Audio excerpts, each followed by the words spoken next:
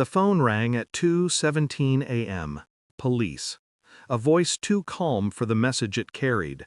"Sir, your wife is in the ER. We found her with another man." Silence.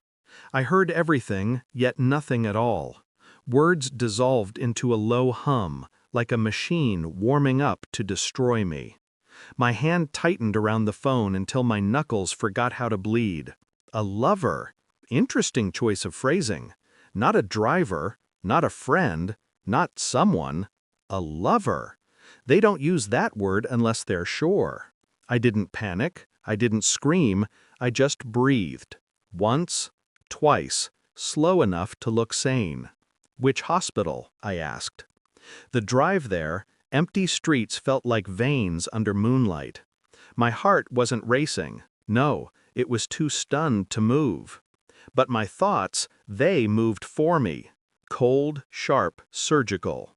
2 months of distance suddenly made sense.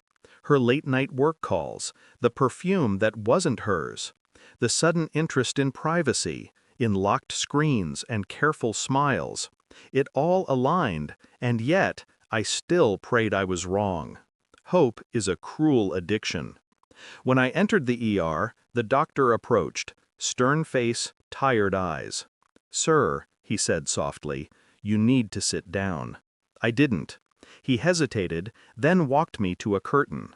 The white sheet covering the bed felt theatrical, dramatic. He pulled it back. I didn't breathe.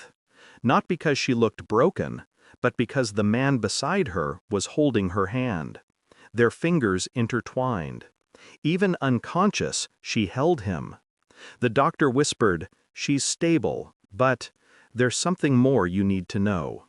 A pause. A calculated pause, designed to break me. I stared at her face. Peaceful, unbothered, as if she hadn't detonated my life at 2:17 a.m. I didn't collapse, not physically, but somewhere inside, something quiet split open, like paper tearing in a silent room. Shock doesn't scream, it suffocates. "Is it possible to get her out of this?" I asked. A lie disguised as concern.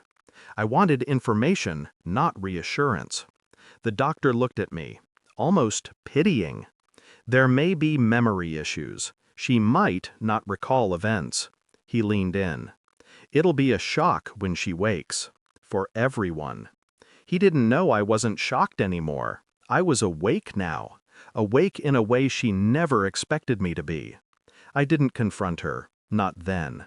I sat by her bed, still as steel, listening to machines breathe for her, watching the man, her lover, being wheeled to another unit. Alive, unfortunately. I remembered whispers, half smiles, her sudden gym membership, the guilt in her eyes when she thought I wasn't looking. The truth wasn't a punch. It was a slow poison, spreading through each memory. The next morning I requested her phone from the police evidence bag. They assumed I was a grieving husband. I let them. Screens don't lie. People do. Messages, photos, plans to talk to me soon. As if kindness could cushion betrayal. They loved each other. Not lust, love. That was the part that killed. Not his hands on her, but her heart in his. I printed everything, calm, precise, every message like a nail sealing a coffin. She woke up 2 days later, groggy, confused, weak. "Hey," she whispered. I looked at her, expression steady. Not cruel, not emotional, just finished. She tried to sit up. "What happened?" "You were in an accident." Pause. "With him?" Her face blanched. Fear crept in. I can explain." I placed the printed stack beside her hand. She reached, fingers trembling. Then she saw. And broke.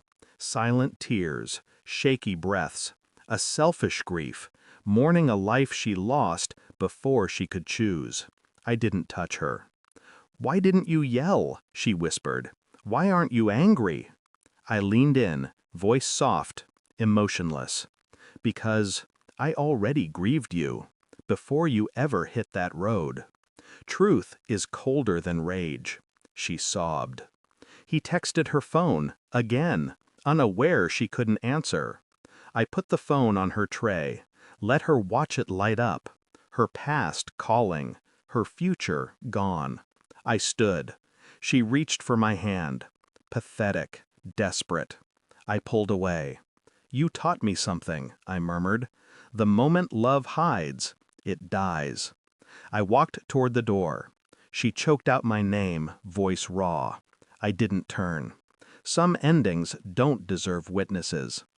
Outside her room, the air felt clean, lighter, like I'd been holding poison in my lungs and finally exhaled. Revenge isn't always destruction. Sometimes it's simply walking away and letting them live with the ruins they built. I left her there, surrounded by machines, regrets, and messages she could never unsend. When the elevator doors closed, I smiled for the first time in months. Not happy, just free. And freedom is the quietest, cruelest revenge of all.